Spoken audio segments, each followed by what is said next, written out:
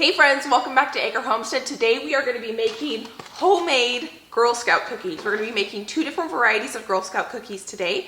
We are going to be making the Thin Mints and Samoas. Thin Mints are my husband's favorite and Samoas are my favorite. You might be asking yourself, why would you want to learn how to make your own Girl Scout cookies? Well, two main reasons. Girl Scout season doesn't come but once a year and it's a pretty short season. So if you want your favorite Girl Scout cookies, knowing how to make them, you're going to be able to enjoy them whenever you want. Number two, there are some questionable ingredients in some of these Girl Scout cookies. So if you want a little less guilt on a sweet treat than making them homemade, you can avoid some of those ingredients. Let me read to you the ingredients on the Samoas.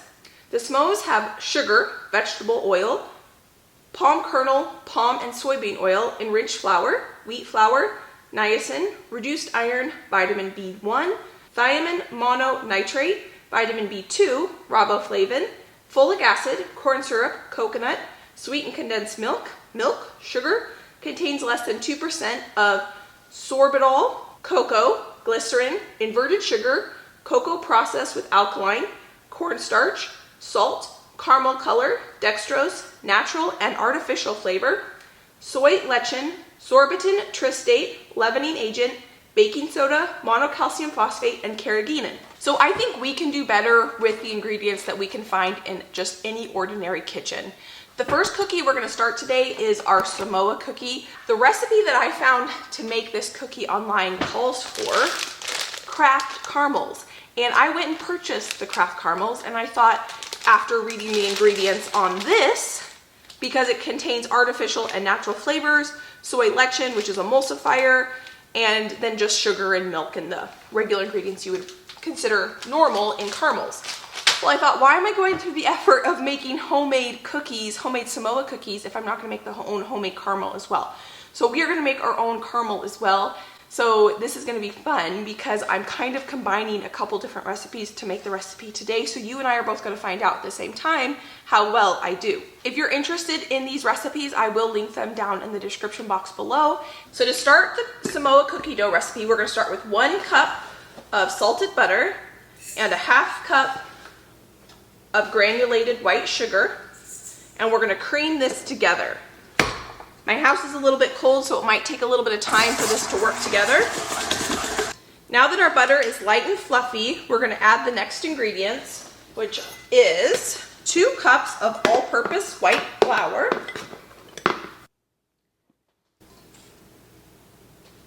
a 1/2 teaspoon of salt, a 1/4 teaspoon of baking powder, and I'm just going to stir that in a little bit to the flour since I didn't sift it together.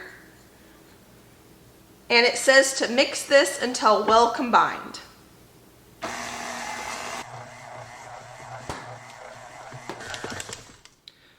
So it says that it's going to be a kind of a crumbly dough. Once we add the next 2 ingredients, the whole thing will come together. We're going to add 2 tablespoons of milk and a 1/2 teaspoon of vanilla. And we're going to watch that come together.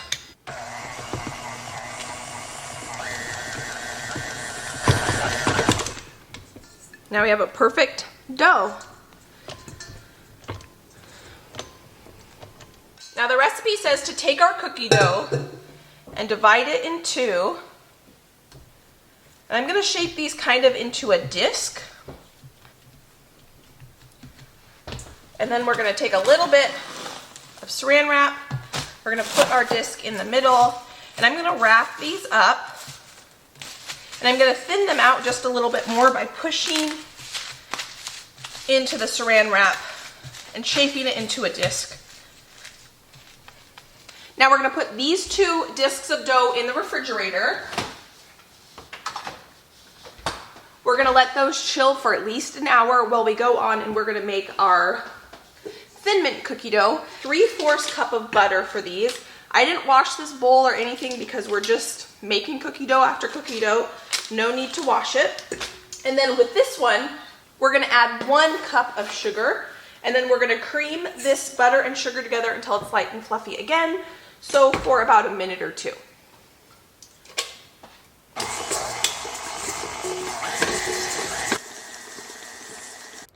While the butter and sugar were creaming together, I thought I would take this time to measure out the dry ingredients. I'm going to measure out 3/4 cup of cocoa powder, 1.5 cups of all-purpose flour, and 1 teaspoon of baking powder. Once I have all these ingredients measured out, we're going to go ahead and we are going to sift them together. I skip this step a lot of times, but when it comes to cocoa powder, you really don't want to skip this step because I can show you how big of chunks get left behind, and we really don't want big chunks in our cookie dough. So I'm going to take the back of this tablespoon and I'm just going to sift it right through the sift. We're going to add 1 teaspoon of salt. Now that our butter and sugar are creamed together, we're going to add 1 egg, and we're going to add 1/4 of a teaspoon of peppermint oil and 2 teaspoons of vanilla, which I'm going to eyeball. And then we're going to mix that together. We are almost done with this cookie dough. This is very, very simple to put together. We're going to add our dry ingredients. I'm going to slowly pulse that together so we don't create an atom bomb of cocoa powder and flour. Oh, it smells so good, that peppermint. Peppermint and chocolate together are my husband's favorite, like peppermint chocolate ice cream and things like that. We're going to do the same thing where we're going to take our chocolate shortbread now. I don't think that's the right word. I shouldn't call it shortbread, but our chocolate dough. Make it into kind of a ball shape.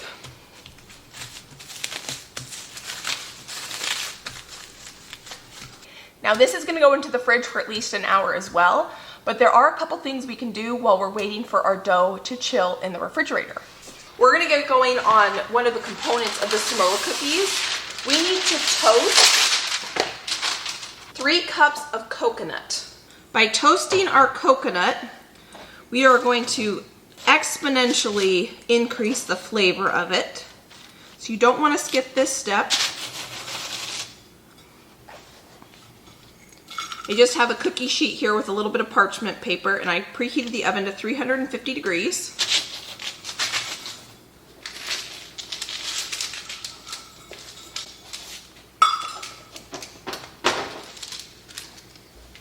We're going to check on this every few minutes just to make sure we don't burn it, and we're going to stir it every couple minutes. These are the cookies we're trying to make today. We've got our Thin Mints here and our Samoas. So we needed to come up with a way to make this donut shape. I purchased these cookie cutters back when we did some Valentine's Day cooking together. And I think for the outside ring, we're going to use, not that one, that one's too small. We're going to use this one. Our final cookie will end up being a little bit bigger probably than these cookies by the time we put the chocolate and everything on, but I'd rather them be a little bit bigger than too small. When I made the Oreo cookies, I made the cookies just a little bit too small, so I would want to err on the side of being a little bit bigger. But this was going to be way too big to make that center cut. So the only thing I could find in my house was this hot sauce lid. So we're going to use this for the center hole and this for the outer hole, and that will be our donut shape. I can smell the coconut. Oh yeah. I've stirred it once. Can you see how it's not browning completely evenly in the oven? That's why you have to stir it. This would burn pretty quickly if I didn't. So I'm just gonna give it a good stir, and I'm gonna toast it for probably about 2 more minutes, and then we're gonna call it good. It smells incredible. Now we get to roll out our cookie dough. I'm not even gonna turn the oven off because as soon as we roll out our cookie dough, it's gonna go straight into the oven. We're gonna roll out our Samoa cookie dough first. And I've got a little bit of flour here, and we're gonna use that. Oh, I have. This rolling pin has different attachments you can put on the side of it. I can link it down below. But the recipe calls for 1/4 of an inch. We're gonna not do that. I've learned my lesson. We've made enough cookies together that's just a little too thick. So what I put on here is the 1/16 of an inch, or 4 millimeters. So it's about 2 millimeters smaller than what the recipe calls for, and that usually gives you a nice thin cookie. We're going to be putting enough toppings on this between the caramel and the coconut and chocolate that I would rather the cookie be on the thinner side than too thick, so the final cookie doesn't end up being too thick. So you can tell this cookie dough is nice and firm. I like to rotate my cookie dough or my pie pastry when I'm rolling it. Oh, we got a crack. To try to avoid that type of thing, we'll just cut the cookie rounds right around that. The nice thing about this rolling pin is I don't have to try to figure out how to make this nice and even, all the cookie dough. As soon as my rolling pin hits the counter on both sides, I know it's rolled out completely. We're going to take our large cookie cutter first, and we're going to try to get as many rounds out as we can. Now we're going to take our little cookie cutter, and we're going to cut out the center. Maybe. Well, that broke, so let's try that again. So I'm going to hold it and see if we can. Okay, got that one to stay. I'm going to see if I can find something a little smaller. I'm going to try the lid to my peppermint oil, and we're going to see if this works better because it's a little bit smaller. Oh yeah, I like that a lot better. Can you tell the difference? This is with the hot sauce cap and this is with the peppermint oil cap. I like this a lot better. So I'm gonna re-roll all of these and we're gonna cut all of the holes out using this cap instead. From now on, I'm gonna try to use as little as flour as possible because I really don't wanna work any more flour into this dough, and it's not that sticky.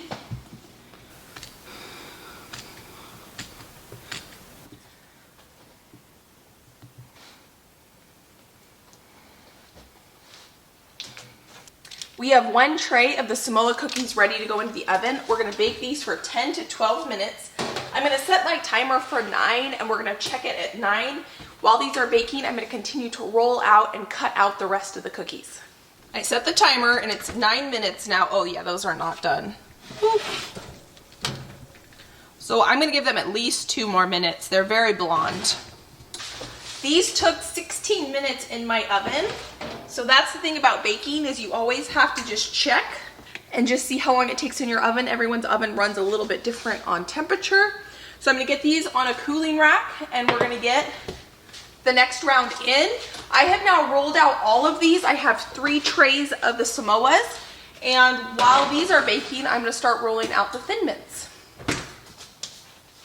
I wanted to get the Samoa cookies cut out because those were gonna take me a little bit longer because they had the hole in the center. The Thin Mint cookies shouldn't be hard to roll out and cut out because it's just one little cookie that we're cutting out. So I've got my chilled dough here. I'm gonna use the same size cutter and I'm gonna use the same thickness on our roller to roll these out. This is gonna be a little bit harder to roll out the first roll because all the dough is in one piece here. And I'm gonna put just the littlest amount of flour on here. This is going to be covered in chocolate, so I'm not worried about the flour showing up on the final cookie like with the Oreos we made. I just don't want to incorporate more flour into the dough than's needed.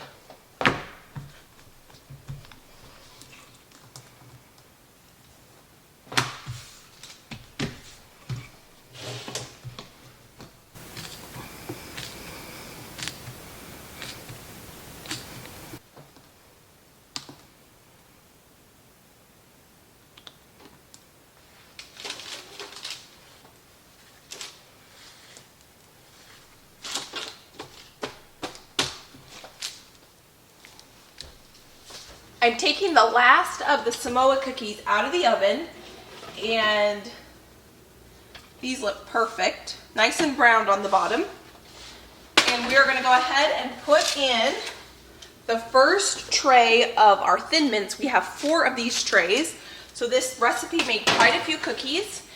This recipe says 7 to 9 minutes, So we'll start with 7, but knowing my oven, it's probably gonna take longer than that.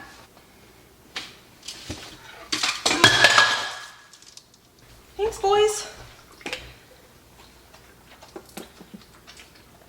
While our Thin Mints are in the oven, I'm going to be rotating them. We have 4 trays of Thin Mints. We're going to go ahead and get the caramel started for our Samoa cookies. In my pot, I have 3 tablespoons of water, and I'm going to add 1 cup of sugar. And I'm going to be careful not to splash this sugar on the sides of my pot. I'm going to turn the stove on. Caramel is one of those funny things that if you get too much of the sugar crystals on the sides of the pot, it can affect how it sets. The last thing we're going to add is 1/4 cup of white syrup. Using a candy thermometer, we're going to cook this until it reaches 320 degrees. I have this really cool candy thermometer that was a gift to me. I can link it if you're interested in it. It's a spatula with a thermometer built in, and this is really accurate. I have some of those old-fashioned candy thermometers, and they're not calibrated correctly, and they're not very accurate anymore. So I've really enjoyed having this one. Before I get too far along in this recipe, I'm going to go ahead and double it. I am combining 2 different recipes to make these Samoa cookies. Like I said, the original recipe to make the cookies called for store-bought caramel, and I want to make my own homemade caramel. So the recipe that I found for the caramel, I don't know if it's going to be enough. And if I make too much caramel, that's okay. I'll just put it in a separate container and I'll just have homemade caramels. So I just doubled all the ingredients. Our Thin Mints have been in here for 12 minutes now. It's always hard to tell when chocolate cookies are done because they're already dark. I think I'm going to give them another 2 minutes. Our target temperature is 320 degrees, so we have about 100-ish degrees to go. When making caramel, it doesn't hurt to come through and take a wet pastry brush and just wet down the sides to make sure there's no sugar crystals sitting on the side that's going to affect the set of your caramel.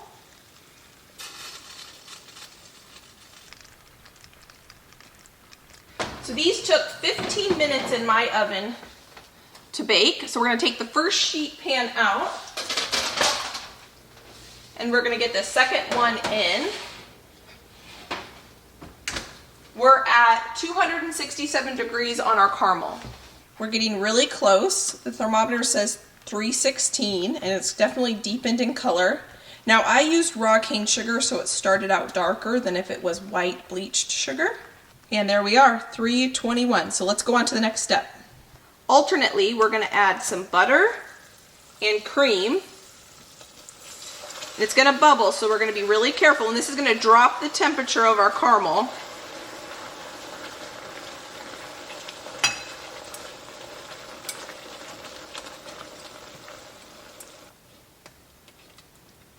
Because we added that butter and cream, it's dropped the temperature, and we want the temperature to come back up to 225 degrees, but it already says it's at 229 on my thermometer, so I want to go ahead and I'm going to check it. So I'm going to put some of this caramel in some cold water, and then I'm just going to scoop out that caramel, and we're going to see what kind of texture we're working with.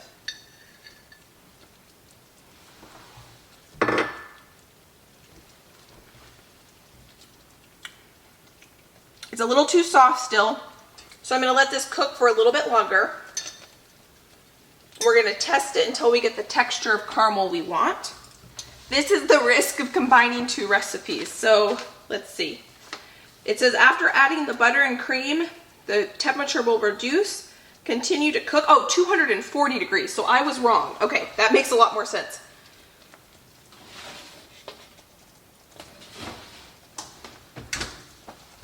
We are at 246, so we need to test this. I wish you could smell it. It smells incredible in here. I'm gonna let it cool in the water for just a second longer.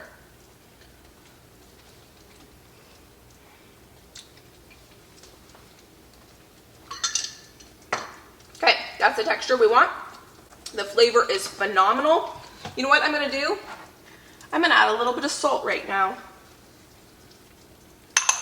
That'll help balance those flavors. Okay, so I'm gonna put a little bit in this pot in case we have to heat that up because it cools down too much. And the rest of it's going in with the coconut. This is why I love this candy thermometer, because I can use it as not only a candy thermometer, but as a spatula, and then I'm only getting one thing dirty. And it's a little bit stressful because I'm not sure if this is gonna work. We're gonna mix this and the coconut together. And then I have to figure out how to get this coconut mixture onto our cookies. What the cookie directions say is take a cookie and put it in the caramel. Dip it like that. And then dip it in this caramel. I don't know how hot this is. It's actually not too bad, but we're gonna stick that there. This is gonna be a sticky, sticky mess. Okay, I should have one for caramel. Now I don't wanna stick my hands in there because that's gonna be really hot.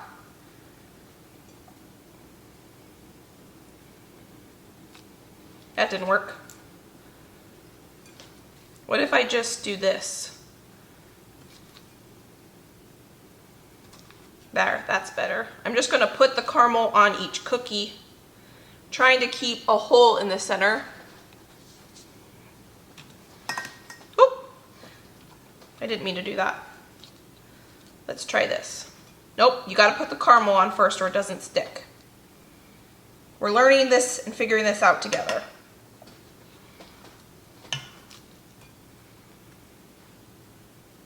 That's where the recipe that I found wasn't super clear on how to get this coconut mixture onto the cookie, but this seems to be working pretty well.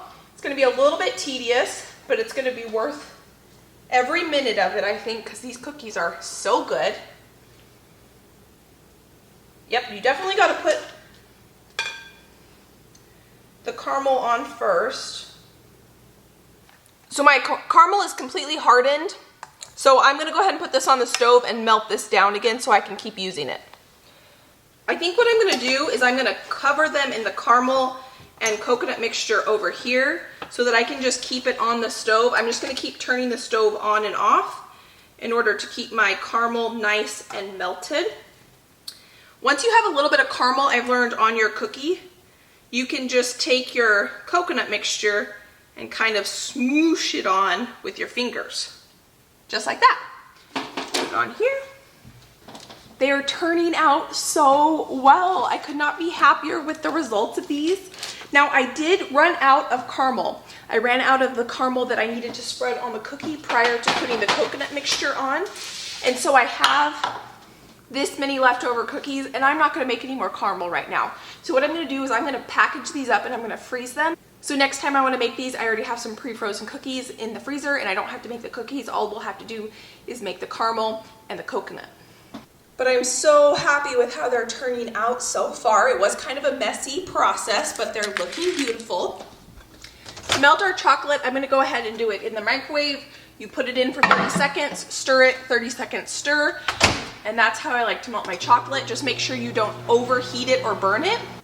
The reason I am melting chocolate to cover the Samoa cookies first instead of the Thin Mints, even though the Thin Mints are ready to go, is because the Thin Mints need more peppermint extract in it and the Samoas don't. So I'm going to use this one bowl for the chocolate for both sets of cookies.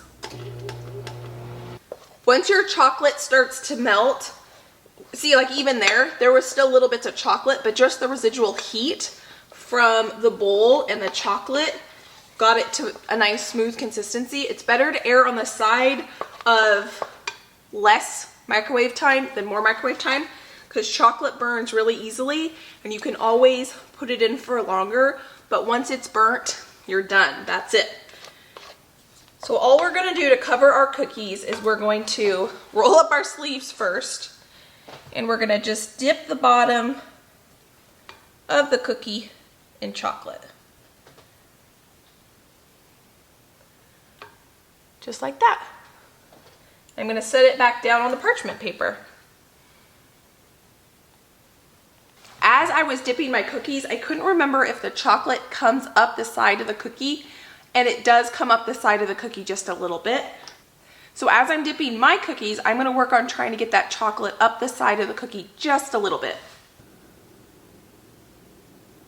Can you see now how I put that chocolate up the side of the cookie just a little bit? That's what we're going for. The last thing we have to do for the Samoas is put the stripes on them. So what I'm gonna do is I got a pastry bag out, and we're gonna fill this with a little bit of our melted chocolate. I don't think we're gonna need that much because we just have to do 3 stripes, it looks like. You know what, I think it's better to put a little bit extra because I can just squeeze it out when we're done versus having to get a new pastry bag out. This is the fun part. This is where it feels like we get to start decorating. Oh yeah, that should be plenty of chocolate right there. I'm gonna cut the end off of it. So I did just re-look at the cookies and they have 3 stripes.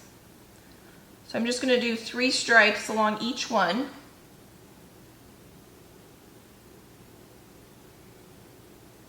As I was putting the stripes on, I was trying to have the chocolate go all the way onto the cookie sheet between each stripe, so that when you pick up the cookie, the stripes will be 3 distinct stripes and will break off the excess chocolate that's on the cookie sheet. Now that we have our Samoas covered, we're going to go ahead and chocolate cover our Thin Mints. So I just added some more chocolate chips to our bowl, and I've got some mint extract. This is peppermint oil. When you look at your extract, let's see, you want to read the ingredients and make sure there's no water in your extract. Some of the extracts have water in them, and even a drop of water in chocolate will seize it and it'll completely ruin your chocolate. So this brand, I can link this if you're interested, it's just the Simply Organic brand and it's peppermint oil. I've done enough chocolate covering that I know that I want my chocolate for these Thin Mints to be a little bit shinier. So I'm gonna add about a tablespoon of coconut oil to my chocolate. That is not in the recipe, but I'm okay with altering this just a little bit to know that I'm gonna get a little bit of a shinier chocolate texture without having to temper chocolate. I've never attempted to temper chocolate. These cookies are gonna be a lot easier to cover because I'm not gonna have to dip them with my fingers. I can just use 2 forks. We're gonna dip them in the chocolate. Then I'm gonna tap it on the side, trying to get all the excess chocolate off. Then we're gonna put it on our parchment paper. And we're gonna repeat that until we have all of these cookies done.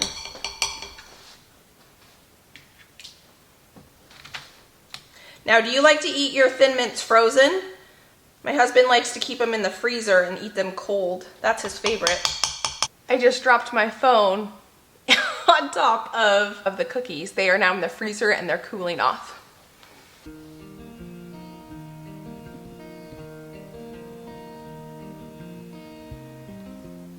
Well, I would say that is one pretty stunning cookie plate. We've got our Samoas over here and our Thin Mints over here. Let's look at the comparison between the ones we made and the ones that you can buy to see how well we did replicating the Samoas and Thin Mints. The Thin Mints that we made are definitely a little bit bigger than the store-bought ones, which I knew that going into it because I used the bigger size because I wanted them to be on the bigger side as opposed to smaller side.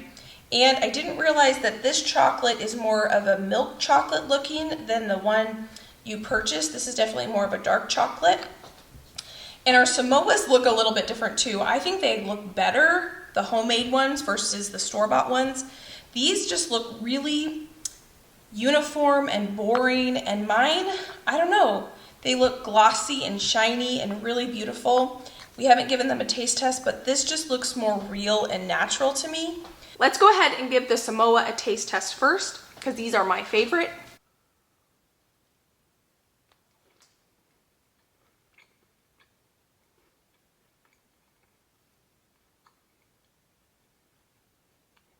That is incredible. This hands down beats the store-bought one. 10 to none. This is fantastic. Oh my goodness, between the rich caramel chewiness, the coconut, the cookie itself is not very sweet, but it adds a nice crunch because the caramel is so chewy, and it's way chewier than these ones. Oh my goodness. It was before you said anything. Josh is telling me he ate a cookie. So It was the bad ones, not the good ones. I just got home from dropping cookies off to friends and family, and I figured Josh should give these a taste test and give you guys a review. And I told him he couldn't eat them until I got home. So we had a conversation in the car. I'm gonna give him the Thin Mint because that's his favorite. Mm-hmm. That the Girl Scout cookies are not, whoops, no. No. What? Throwing cookies. That the Girl Scout cookies have changed their recipe or something and they're not very good anymore. They're definitely like more powdery this year. Yeah. Maybe it was the last couple of years, I don't know, but they kind of fall apart in your mouth almost. Yeah, like I was telling you guys, they turned to powder. So give it a taste test. It was really hard not to eat this, just for the record. He called me because I was dropping cookies off and he's like, where are you? And I was like, do not eat a cookie. Yeah. That's good. It's got a nice thick chocolate outer layer. It's probably like 3 times as thick. That's really good. Definitely has more of like a dark chocolate undertone. Or like, it's not like, it doesn't seem like a, yeah, I don't know. Like it's a darker chocolate for some reason. Chocolate. Darker chocolate. It looks darker when you look at it like this, but that is real chocolate. This has, it's all oil. There's no actual cocoa butter in it. It's just cocoa powder and oils. And there's no real butter in this. This is just shortening palm oil, and that has butter in it. So you're probably tasting the butter too. Tastes a little bit of salt too. Yeah, I put salt in Which it. is good. Not as much mint, but the mints in that have really, there's hardly any mint in the Thin Mints anymore, it seems. So in the homemade, I could put more mint in the homemade ones? Is that what you're saying? I think you could put more mint. Okay. When I did the chocolate layer, I didn't add a ton of mint. So I could add more mint. Overall, really good though. Awesome. Definitely worth the wait. Worth the wait, good. If you enjoyed hanging out with me while we made these Girl Scout cookies from scratch, you might also enjoy making Oreos with me and goldfish crackers with me. I can put that video right here. And I just want to say a huge thank you for spending time with me. I can't wait to see you guys next time. Bye guys.